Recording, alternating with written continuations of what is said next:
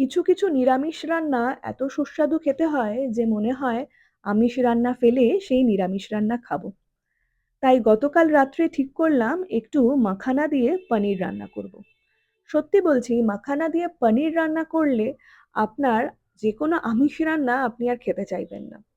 আর এই মাখানা দিয়ে পনির রান্নাতে কিন্তু আলাদা করে কোনো কাজু, চারমগজ, পোস্ত এইসব কিছুই দিতে লাগে না। যেভাবে রান্নাটা করছি সেইভাবে যদি তোমরা রান্নাটা করো তাহলে খেতে কিন্তু দুর্দান্ত হয়।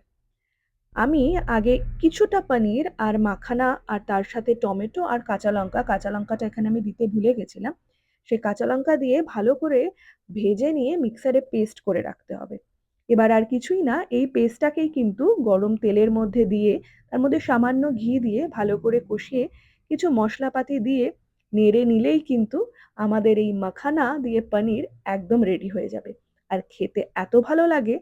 আর এটার সাথে কিন্তু ভাতটা ঠিক যায় না। এটার সাথে কিন্তু লাগবে রুটি বা পরোটা। তাই মামুনিকে আবদার করেছিলাম, "তুমি একটু পরোটা বানিয়ে দাও।" তাই বসে পড়েছে মামুনি ময়দা মাখতে। আর এদিকে মেয়েকে আমি খাইয়ে দিচ্ছিলাম ডালিয়া। ও আনন্দ করে ব্লুই দেখতে দেখতে ডালিয়া খাচ্ছিল। আর এদিকে অলমোস্ট মামুনিরও হয়ে গেল পরোটা। এবার আর কি সুন্দরভাবে রাতের প্লেটটাকে সাজিয়ে নিলাম পরোটা আর পনির মাখানা দিয়ে। খেতে দুর্দান্ত হয়েছিল। খেয়ে দেয়ে নিয়ে ভালো করে রান্নাঘরটাকে পরিষ্কার করে গুছিয়ে রাখলাম। এভাবে গুছিয়ে রাখলে না একটা মনেরও শান্তি পাওয়া যায়।